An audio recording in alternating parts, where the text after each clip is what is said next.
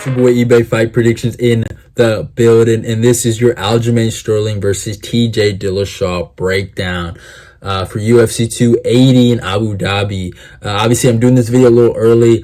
I think I told y'all that in my first video for Islam Makhachev versus Charles Oliveira for this fight week. Yeah, I'm doing this September 28th, so I'm just letting y'all know that because a lot of film studies, if you're wondering, a lot of cutting film and putting it in the video, and so I'm doing my first time doing 3. So let's see how well this goes. But yeah, I wanted to get this over with quickly as I can. But yeah, this is a banger fight. I love this fight. I really do love this fight.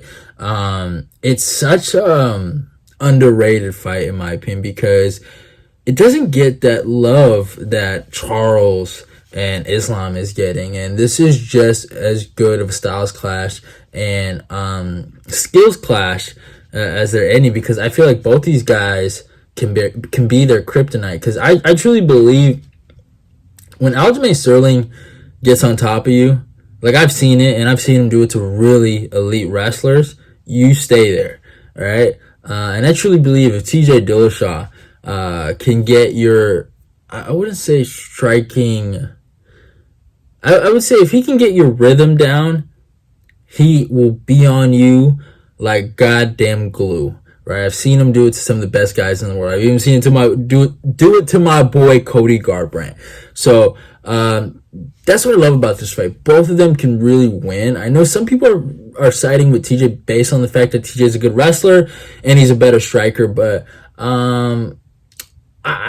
I implore guys to recheck the film and watch some fights, man. Really watch TJ's takedown defense be tested in certain fights. But I love the fight skill-wise. And obviously, yeah, I am a Peter Yan fan, so some of you guys are going to be like, Aljo owns your boy. And yeah, there is some aspects of that. And, I'm not going to lie, there was a part of me that was going to rock with TJ coming into this. But when I really watched the film study, I get a deeper appreciation for Aljamain. And I'm not going to take back anything I said. I truly do believe if Jan was to fight that man a third time, he beats him. And I do think Jan is better than him. But that's just my opinion. Even though Aljamain did win, right, that second fight, doesn't mean he's better. You know what I'm saying? You can win, but doesn't mean you're better. You see that in a lot of title fights. Like, he won. Don't get it twisted. He won. But it was a close fight. Like, let's not forget that. Right? Like, that first round, he won. When I watched it live, I didn't score it for him. I will be honest, I did score it for Jan when I watched the second fight live. But if you rewatch that fight, I don't think it's the worst thing in the world for giving it to Aljamain. But watch those last 2 rounds. That's all I have to say. If he's so great, right, why were you on your back, right, for that long against a striker, right? You're the grappler. You're on your back for that long, right? I get it. Neck issues. Oh, I had a lot of time off. Yeah. All right. It is what it is. But hey, we go on. It's his life. It's his excuses. But yeah, Aljamain proved a lot of people wrong, and he proved me wrong. I'll give him that. And he's a good fighter. He really is. And I don't think I've ever said he wasn't elite. That's one thing I want to specify. I've never said that about Aljamain. I've never said he wasn't elite. I picked him to beat Corey Sandhagen. I picked him to even beat Pedro Munoz, for God's sakes. Like, I did like the kid at one point. I shouldn't call him a kid. He's older than me. I liked the guy at one point. I didn't have no hate for him. He was a good dude, man, and he was a hard worker. And I think just the whole entire Peter Yan thing kind of like just changed my whole entire perspective on him. And then him playing up to it, kind of playing that chicken shit heel role, right? But if you kind of just ignore all of that, he's actually a really skilled fighter. He can strike and he can wrestle. And this matchup, I think, favors him, man. I'm going to explain why. I think there's a few things. So let's look at the tail of the tape. Obviously, Aljamain is the champion. He comes with a record of 21-3. Phenomenal record. I give him that. Fights out in New York, age 33. So he's going into his prime. Height of 5'7" and reaches 71. So those, I want you to look at the age and the height and the reach, right? Those are things I look at. For TJ Dillashaw, it says on Tapology he's ranked number 3, but I don't think so. But I'm not going to check UFC rankings, right? He has a record of 17-4. He fights at Denver, Colorado, age 36, a height of 5'6", and a reach of 67. So he's 36 years old. For a bantamweight, I've seen guys turn the clock. Don't get it twisted. I've seen it happen, right? But at bantamweight, it's a very, very hard thing to do. That's just the God honest truth. I'm not lying. That's just the God honest truth. It's kind of hard to do something like that, right? He has a reach of 67. So he has the shorter arms, so he's not going to have that reach advantage. So he's going to have to come inside, throw crazy shots, throw overhands, throw big kicks, throw big hooks. Those are opening for takedowns, single legs, double legs, or even back takes that Aljamain's really, really good at. And those are things I look at. And that's what favors Aljamain going into this whole entire bout. And when I look at the film study, I don't get it twisted. I do see an avenue for TJ to win, but I see different avenues for Aljamain to win this fight. I could see Aljamain. I'm serious, and some people might call me crazy. Now, obviously, he's going to have to mix in some takedowns, but I could see Aljamain at distance infuriating TJ Dillashaw with his striking. I saw Dominic Cruz do it, right? Dominic is a GOAT, but I saw Dominic do it, right? He did it for 3 rounds. Now, obviously, he added in takedowns, but he didn't have a lot of control time. Really, what wasn't Dominic Cruz that fight was making TJ Dillashaw miss and hitting him. And we're going to talk about that. But I could see Aljamain doing that, and I can also see Aljamain dominating on the grappling. I know there is going to be an interesting dynamic of the wrestling backgrounds, but I'm pretty sure TJ Dillashaw is a D1 wrestler, and I'm pretty sure Aljamain Sterling is a JUCO wrestler, community college wrestler, D3, if you don't know. I'm pretty sure. I'm not positive, but I'm pretty sure. Let's look at TJ Dillashaw. I think he might have been D2, Dillashaw wrestling. Let's look. He was, let me look. Oh, he is D1. He was D1. And then Aljamain Sterling. Aljamain. Yeah. JUCO. Yep. Yes, sir. JUCO D3. So no shame in it, but there is going to be that rivalry going into that. Like, I was a better wrestler than you. You know, you weren't that good of a wrestler. You know, this and that, and you always see it in these matchups, right? I always go back to it. You got Corey Anderson and Patrick Cummins, right? Patrick Cummins is a better wrestler. This and that, and then what does Corey Anderson do? He goes out there, proves him wrong, takes him down, out wrestles him. I noticed with a lot of D3 guys, they always had that chip on their shoulder to prove the D1 guy wrong. Cause it's like, yeah, all right, you might have been the better college wrestler than me, but there's been a lot of time in between that for me to get better. You know what I'm saying? Like that D3 moniker doesn't own me, doesn't represent me. And I think that's what you're going to see with Aljamain, because Aljamain's had matchups like that. And also another thing to add to this matchup is the fact that there's going to be a grappling aspect to it, jiu-jitsu aspect to it. And we've never, in my humble opinion, seen TJ really challenged on his back. And I want to see that. I want to see how he deals with that. Because I saw Cody Stamann, we'll talk about this, get fucking screwed on bottom, bro. Like, legit. Like, that was a tough fight for Aljamain. But go watch that fight. Like, he got screwed. So I want to see what TJ does in those positions. And it's going to be interesting. It's going to be a fucking fun fight. Obviously, there is some things going into this. Obviously, TJ saying, hey, this guy doesn't hit hard, right? And obviously, Aljamain saying this guy takes needles up his butt. So, you know, it is what it is. Obviously, if you guys don't know, I'm not the biggest fan of both these guys. But I had to really make a really tough decision. And you guys know with the tone of my voice, who I'm leaning towards is Aljamain, even though I'm not the biggest fan of him. And I watched the film, so obviously that's where my main prediction is coming from. But there is some disdain for TJ Dillashaw. I don't like the guy. I've never liked him. Even when he won the belt from Renan Barao, they were dubbing him the next bantamweight GOAT. And they acted like Dominic Cruz was nobody. And then Dominic went in there. And, you know, another thing that bugged me is they're saying he's Dominic Cruz, just better. That was one thing that bugged me. They bugged my soul when they were saying stuff like that. And, yeah, Dominic taught him respect, took his belt. And, obviously, when Cody got the belt and those guys had that rivalry, I wanted to see Cody kill him, right? I wanted to see it. And, obviously, he ruined Cody's career, knocked him out. And I've never had more just like anger towards someone, right? Because it's like, man, this guy talks mess. I mean, obviously Cody started some of it, but talks mess. He screams at Cody's face after he knocks him out. It just was a horrible feeling. And then he had the Cejudo fight, right? And I was like, oh, Cejudo's going to take care of him, right? And then Cejudo does.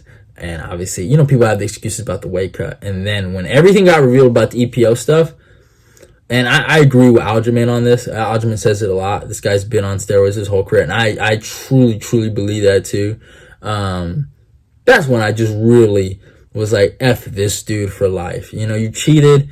And you're a horrible human being. Because you really did ruin Cody's career.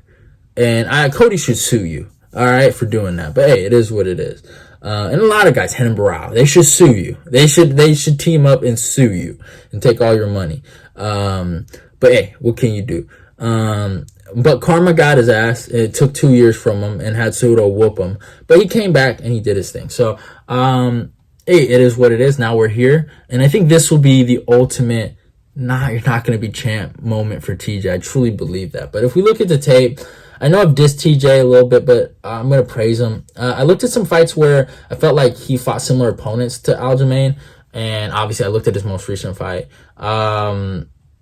It's hard to say who's somewhat very close to Aljamain, but then I looked at Joe Soto, another D3 wrestler he fought, and obviously it was on short notice. This was crazy. I remember, I'll never forget, it was insane what happened. Joe Soto accepted, I think, on 24-hour notice, and then Renan Barão was like fucking dying, doing a weight cut. He accepts this, and I thought Joe Soto, he landed some punches, and he did all right for himself. You know what I'm saying? But obviously, I thought TJ fucking looked amazing. His takedown defense looked amazing in this fight. He had a moment in this fight where Joe was chasing for that single leg, and somehow he got Joe Soto's his fucking back. He was able to take down Joe Soto in that fight multiple times. He also landed a pretty good knee on Joe Soto, and just the punching combinations that he threw at Joe, he looked on fucking fire. He looked amazing in there. I thought it was a sensational performance by him. He looked awesome. I'm not gonna lie. No disrespect to him, but yeah, it was insane. I think he might have landed another takedown, and then the finish in the fourth round, just the way he set it up, the 1-1-2 and then high kick combo, completely staggered Joe Soto and got him out of there. I was insanely impressed. Obviously, Joe did it in 24-hour notice, and he landed punches in the first round. That was probably the biggest success in that whole entire fight. But grappling wise, he wasn't able to get anything done, and that's something, if you're an Aljamain Sterling fan, is, you know, something to really look at, is because, man, like, fuck, TJ's wrestling looked fucking amazing. He was able to take him down and stuff all his takedowns. I've never seen TJ, besides, I guess, the Lineker fight, where he had no choice but to do that, where he put a wrestling onslaught on somebody. This was a very encouraging look if you're picking TJ, because, man, everything he did was, first of all, the fight IQ and just the positioning, and this was like prime TJ too. Like, this was TJ, like, oh my god. And I do think if TJ was a little younger, I think he'd probably beat Aljamain. But I think just a timing thing. I think this really does work out for Aljamain. But still, sensational performance against Joe Soto. Then he fights Dominic Cruz. I feel like I've talked about this fight 1,000 times and how happy it makes me. Just happy. And yeah, man, Dominic fucking humbled him. Dominic taught him how to strike. Dominic taught him how to wrestle. He completely humiliated TJ, and TJ really thought he was gonna go out there and beat up the old man, and the old dog let the people know he still had some tricks up his sleeve. I know Dominic's coming off a loss recently against Cheeto, and you want to rub that in my face, go ahead. But this was one of eBay's proudest moments of being a Dominic Cruz fan, and seeing TJ Dillashaw cry. He cried for, like, and that's another thing about TJ. Man, can that dude not take a loss? If I've ever seen a sore loser in my life, he is one of them. But yeah, that was fucking, that was awesome. That was awesome to watch from fucking Dominic, and Dominic just beat him everywhere, man. And that was the crazy thing about it. It was, you would think in terms of head kicks, looking back at the Cheeto fight, why TJ couldn't do it. And it was just one of those crazy things. Like, he just couldn't land that head kick that Cheeto could. And hey, maybe age gets the best of us, or maybe just TJ isn't that good. Just saying. But hey, it was pretty crazy. I'll give him that. But yeah, it is what it is. Dominic ended up winning that fight. And then obviously, we got to talk about his most recent fight, Corey Sandhagen. This fight's weird. I know some people felt like Corey won. I can see that argument, but at the same time, I feel like Corey lost this fight too. I feel like Corey gave TJ too many opportunities to just survive and live on. Like, dude, his knee was torn up. Like, the first exchange in that fight, like, fucking was insane, right? Like, he throws a flying knee, fucking Dillashaw catches it into basically some type of inverted triangle, and they kind of just get in that scramble. And obviously, you know, TJ was able to get some takedowns, clinch control, but then there was moments with the knee bar, obviously, right, that just destroyed his knee. And for me, like, how do you lose that fight? Like, how does that fight go the distance? Real talk. Like, I'm sorry. That's where, like, I question Corey Sandhagen to the highest degree, and his IQ, man. He fought a horrible fight. I'll never give him any fucking slack for that, or any leeway, I guess, for that. But yeah, he fought a horrible fight. He even knocked down TJ in that second round, I remember. But TJ's just willingness to put him against the fence and take him down at will, and just these dumb moments where, like, Corey would go for a spinning heel kick and TJ would get the back. TJ just, and also the leg kicks also played a factor in that fight too from TJ. But just Corey fought a really dumb fight. He even shot for a takedown, for God's sakes. Like, I was like, oh my God, like, how dumb can you get? Now I get it. You look now at his Song Yadong fight. Okay, he's implementing the wrestling a lot better, but at that time, he was just a striker. And for you to try to take down a D1 wrestler like that, you're dumb. You're dumb. You're like really dumb. But hey, what do I know? It is what it is. And TJ won that fight through toughness, grit. And one thing I'll always give TJ, the guy doesn't like to lose to a fault. That makes him the ultimate competitor. And he's game. He's game. And I'll always give him that. He is a game dude. He works hard. I don't like how the way he spars, but he's game. I always give him that. Like, he's a game dude, and he does have a championship mentality. Like, even like, and that's the thing. Like, even though he did take steroids, and I'm being, like, honest right here. It doesn't matter if you take steroids. Doesn't mean you're gonna be a fucking champ. You have to put some type of effort. You have to put some type of mentality going into that. Like, that's just the God honest truth, and he has that. It's sad that he needed something else to get him that little boost, you know. But it is what it is, and he's gotten himself to a title shot. So hey, it is what it is. Now let's look at Aljamain Sterling. So I looked at some fights where I was like, okay, what really reminds me of TJ Dillashaw? So I looked at two fights. I looked at the Cody Stamann fight, and then I looked at the first Peter Yan fight. So those were fights that I was like, okay, I can see some TJ Dillashaw on these guys. And I know some people are like, oh, what do you mean? I mean, for especially for Cody Stamann, more on the wrestling side. Now, Cody, obviously, striking wise, doesn't have what TJ has, but he does possess some decent hands, and he is a decent fighter in there. And man, oh man, against Cody Stamann, Cody looked amazing, takedown defense wise and takedowns. He was landing takedowns at will, and he was defending takedowns at will. Do not be surprised when you go and see that submission and be like, oh, Aljamain dominant. Nuh-uh. Cody won that first round, and he looked fucking amazing. He even landed a head kick, which is something to be scared of if you're an Aljamain fan. That a wrestler like that can land head kicks. Imagine what TJ could do. He looked amazing. He was dumping Aljamain. He made Aljamain look like a toddler. And Aljamain has this habit of letting guys take him down at will. That's something I've noticed with him. I saw it a lot in the first Peter Yan fight. And I was like, what are you doing? Why are you letting a guy like that take you down when you're the better grappler, right? But he does let that happen. But when But that's the thing about Aljamain. It's not that he's a wrestler, he's a well-rounded grappler. And I say that by he has good wrestling, but he has great jiu-jitsu, you know? And that's what makes him really special, is that, okay, I might not be able to take you down at will, but I get one takedown, it's over. You get 3 takedowns, I'm good, you know? He can survive on the ground. And when he was able to get fucking Cody Stamann down, that's what I mean. He ruined Cody Stamann. Like I was like, oh my God, he is sodomizing this man. Like, it was bad.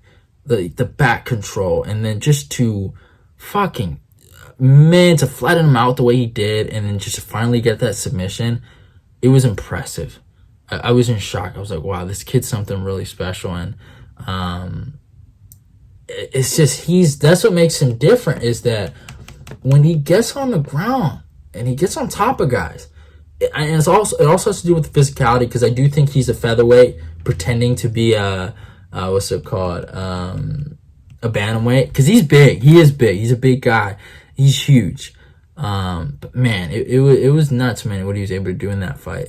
And he got the win. And then the first Peter Yan fight. So I'm gonna be honest. All he did was land a takedown, and that's the best thing I could give him in that fight. He got knocked down in that first round and got taught how to wrestle that whole entire fight.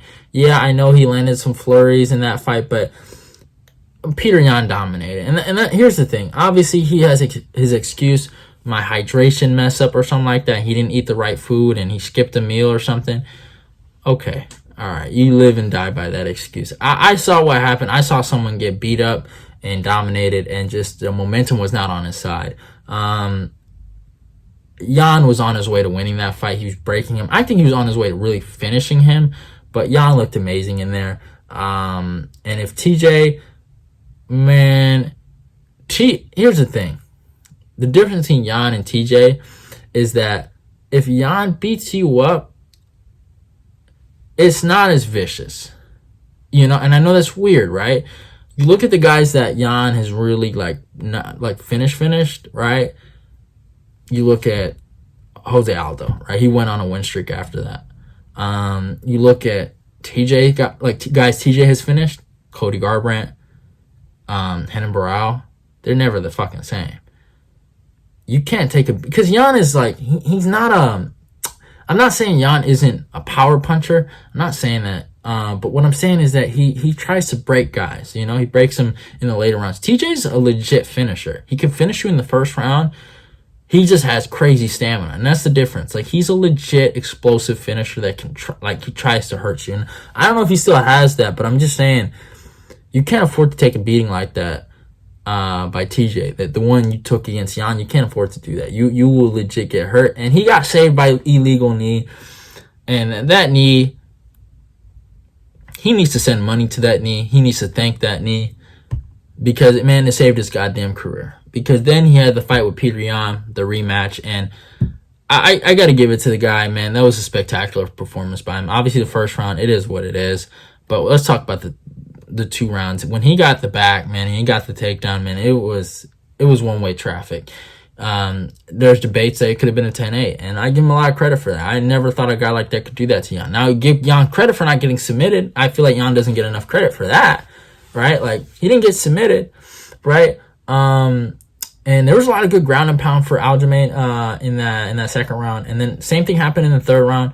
He got taken down, controlled, and it was insane. When I was watching, I was like, oh shit, Alja is making this competitive. But then people forget the championship rounds. 4 and 5. Yan clearly won those. And people act like that didn't happen. People act like this fight wasn't close. And that's what infuriates me. It doesn't make me hate Aljamain. It just makes me hate these Peter Yan haters. He's great. And when he comes back and fights either of these bozos, y'all gonna be crying, okay? But hey, it is what it is. Yan, he out-grappled him in the 4th round. Just accept that. He outstruck him in the 5th round. Just accept that. And obviously, they gave it to Mr. Aljamain Sterling because, you know, they thought he won the first 2 rounds, and that's fair. I don't disagree with that scorecard. I don't think it's a bad scorecard, and I don't think, if you think that, you know, you're dumb. I don't think that. And I don't think it was a robbery. I don't. As a Peter Yan fan, I wasn't too mad about it. I was like, I did think Yan won watching it live, but I overestimated the pressure. When I rewatched it, I was like, okay, I can see an argument that Aljamain was able to outpoint him from distance. I could see that. And that's fair. But yeah, we've done a little film study now. So let's get to the prediction. I'm rocking with Aljamain. I'm just sorry. The age is the biggest primary factor, and I just truly believe he's gonna beat this cheating EPO prick. Okay, all right. If you thought I was gonna be all nice and humble to Mr. TJ Dillashaw, no, this is your fucking funeral. It's sad that it has to be Aljamain Sterling that is gonna be the guy that writes the life of your story, but in a perfect world, it should have been Peter Yan, but Aljamain will do it. I got Aljamain by 3rd round submission. If Dominic Cruz can take you down, I think Aljamain can do it too. All right, and he's gonna strangle you. He's gonna break him. He's 36-year-old. You're an old man. Thank the Lord Jesus Christ you got a title shot. You really don't deserve one when you think about it. But you're fucking donezo, and I hope you retire. All right. My boy Cody Garbrandt, all right, he's 12 feet under because of you. So hopefully one day you join him in the graveyard. But yeah, it is what it is. Hope you guys enjoyed the breakdown. Love y'all and goodbye. Fuck TJ Dillashaw since the day I die. I don't like Aljo, but hey, what's that word? What's that phrase? The enemy of your friend or whatever. It doesn't matter. Aljo, get it done. But yeah, I got Aljamain by 3rd round submission. Hope you guys enjoyed the video. Like, comment, subscribe. It's your boy eBay. I'm out of here.